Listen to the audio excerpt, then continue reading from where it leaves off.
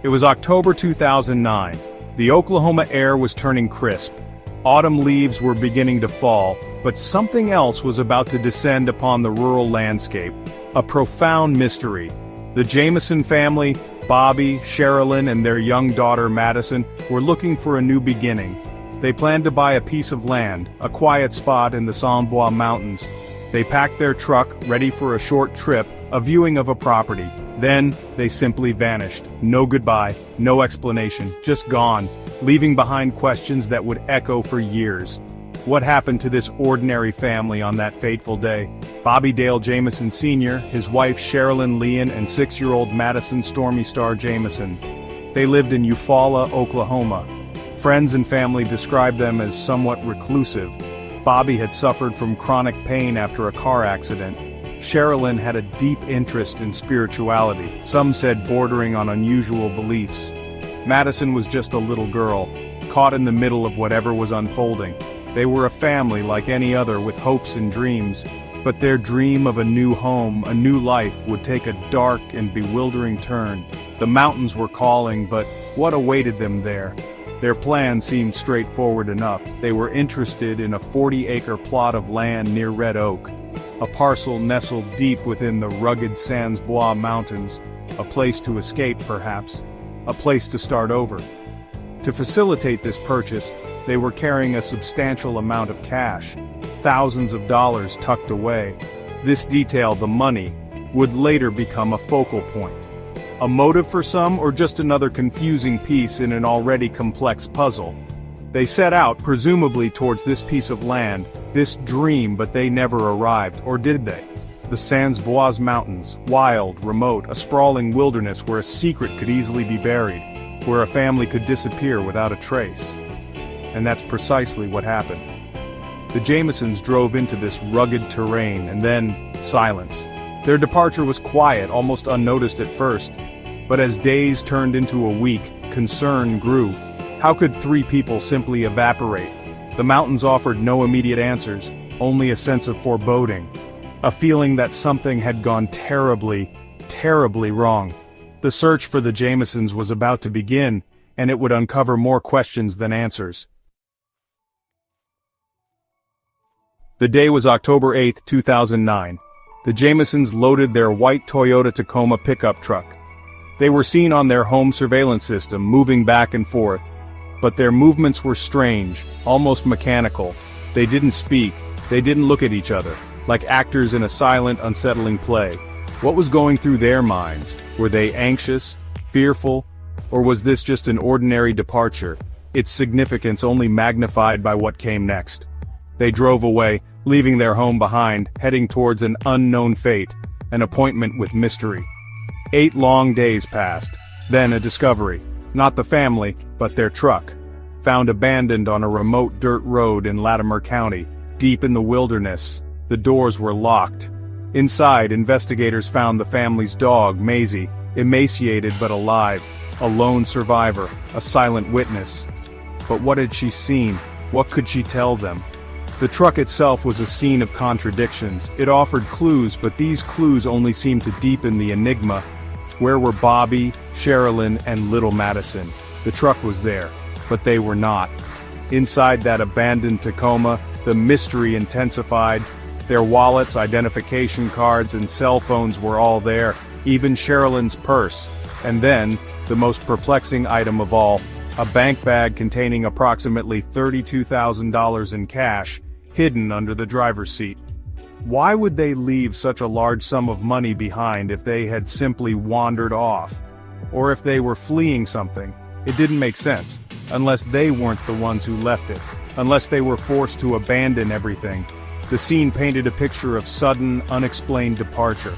The initial search was extensive. Law enforcement, volunteers, search dogs, all combing the unforgiving terrain. The Sans Bois Mountains are vast, a maze of trees, hills, and hidden hollows. They searched for days, then weeks, but there was no sign of the Jamisons. Not a footprint, not a piece of clothing, nothing. It was as if the earth had swallowed them whole. The autumn air grew colder. Hope began to fade.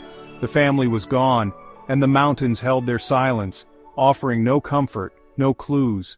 only a chilling sense of the unknown. The investigation delved deeper into the family's life. The strange surveillance footage from their home on the day they left became a key piece of evidence. Bobby and Sherilyn moved slowly, methodically, almost as if in a trance. They barely interacted. What could explain such behavior? Were they under duress? Perhaps influenced by something or someone? Or was this a glimpse into a troubled state of mind? The grainy images offered no clear answers, only more unsettling questions about their final hours at home. It was a silent, disturbing farewell. Another haunting piece of evidence emerged from Sherilyn's recovered cell phone. A photograph. The last one taken before they disappeared. It was of Madison. The little girl looked somber, perhaps a little uneasy. Was it just a child's fleeting expression? Or did it capture a moment of fear, a premonition of what was to come? In the context of their vanishing, the photo took on a chilling significance. A final, poignant image of a life about to be lost to mystery. Every detail, no matter how small, was scrutinized, but the picture remained stubbornly ambiguous. Years passed. 4 long, agonizing years.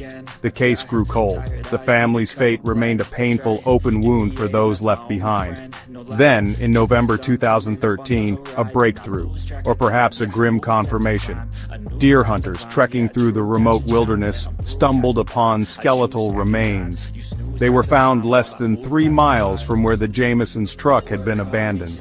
So close, yet so far from discovery for all those years. The waiting, the wondering, was finally coming to an end. But a new chapter of questions was just beginning. The remains were confirmed through dental records.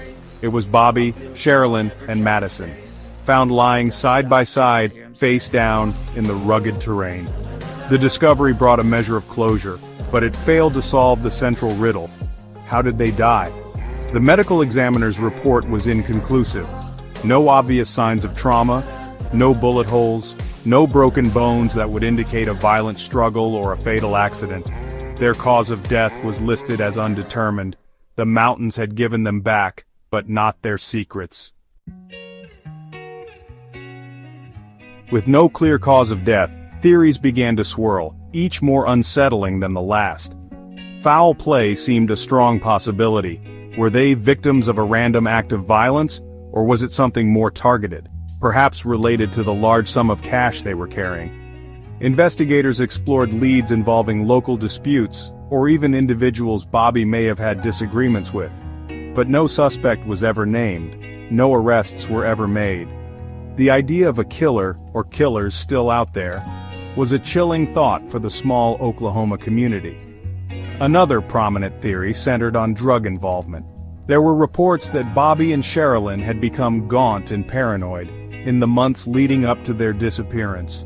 Some speculated they might have been involved with methamphetamine, either using or attempting to buy or sell. Could a drug deal gone horribly wrong explain their strange behavior, their vanishing, and their deaths? The presence of the cash could fit this scenario. Yet, like other theories, concrete proof remained elusive. It was a dark path of speculation with no clear destination. The family's spiritual beliefs also came under scrutiny. Sherilyn reportedly believed their home was haunted by spirits. She had even spoken of dark entities. Investigators found what some described as a witch's Bible in their home, and strange, cryptic messages had been painted inside a storage container the family owned sometime before they vanished. Could they have fallen afoul of a cult? Or did their own beliefs lead them into a dangerous situation? Perhaps a ritual gone awry in the remote wilderness? It was a disturbing, almost unbelievable possibility. And then, there was the theory of accidental death. Perhaps a murder-suicide, though the positioning of the bodies didn't strongly support this. Or maybe they simply got lost, succumbed to exposure, hypothermia, or dehydration. Yet, why abandon the truck with all their supplies, money, and the dog? Why were they found face down, side by side? The details didn't quite add up to a simple accident, so the questions linger. Years later, the Jamison family disappearance remains an unsolved puzzle, a haunting reminder of how easily a family can step into the unknown, leaving behind only an unending, silent question mark.